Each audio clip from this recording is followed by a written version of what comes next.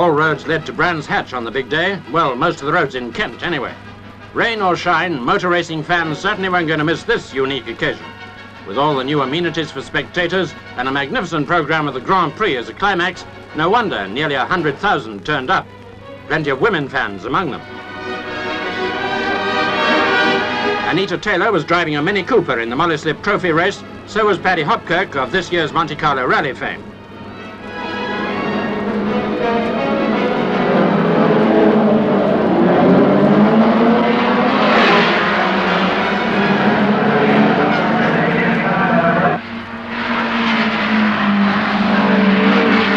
In this 20-lap event for touring cars, the lead was quickly taken by Sir John Whitmore in a Ford Lotus Cortina.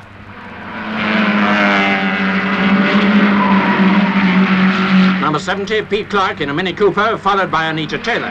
In the same class, Paddy Hopkirk was going strong at this point, having a great duel with Jay Handley. The new Brands Hatch circuit makes very considerable demands on driving skill, what with all the bends and gradients. Bob Althoff's Cortina in bad trouble with a broken half shaft.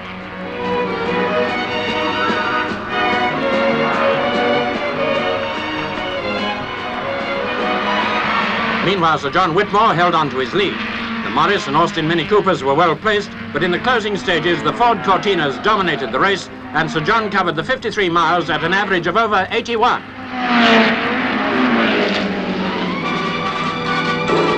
Cunningly avoiding the record traffic queues that built up around the area, Earl Mountbatten arrived by helicopter. As president of the RAC, he was naturally keen to be there to see the Daily Mail-sponsored British and European Grand Prix. Getting near time for the big race, incidentally the 5th round of this year's World Championship Series. Last-minute checks being carried out. You can't afford to overlook anything before an event like the Grand Prix. Scenes like this typify the whole exciting atmosphere of such a meeting. How nostalgic must all have been for that great racing driver Stirling Moss. Time to move out to the grid and time to note some of the aces. Londoner Graham Hill, world champion in '62. American Dan Gurney, winner of the French Grand Prix. Jack Brabham, world champion in '59 and '60. John Surtees, 7 times motorcycle champ, now after the double. And Jim Clark, reigning champion and the youngest ever.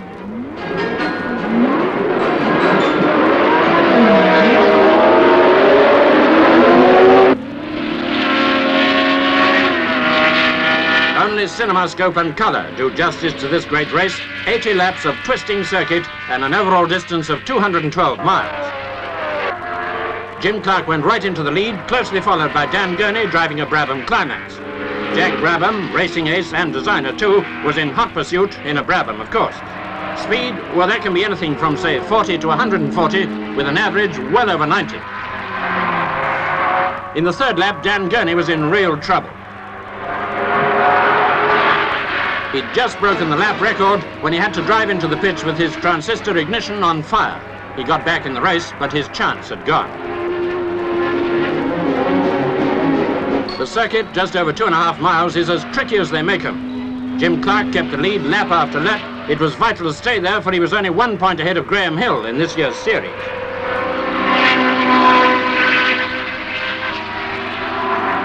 Car number 9, Bruce McLaren's Cooper, with its engine seized up. He had to retire.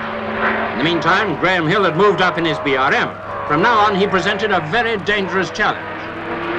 John Surtees in a Ferrari wasn't far behind Hill. Now someone else in trouble, Trevor Taylor, going to the pits.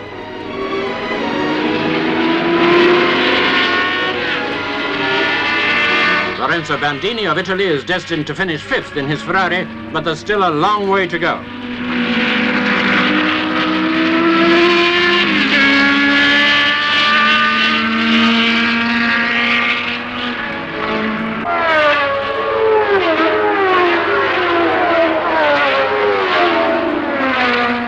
Glamour in the pits inspires good teamwork, on which so much depends in such a race. Mike Spence driving a Lotus in place of Peter Arundel, injured recently at Reims. Innes Ireland in a BRM. Like champion Jim Clark, he's a Scot. Richie Ginther, the American, in another BRM.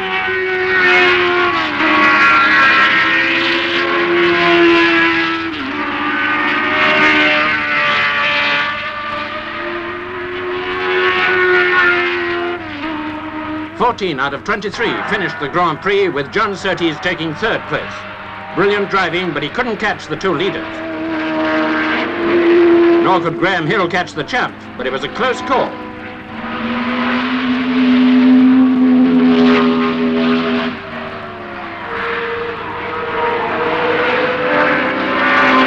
Jim Clark, who'd led from start to finish, was to be the first driver ever to win this British event for the third time.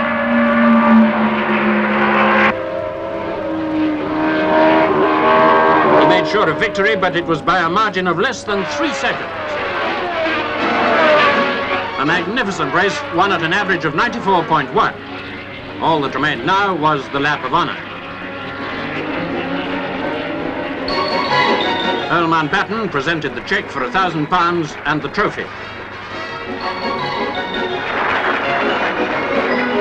Jim Clark, still at the top with 30 points to Hill's 26.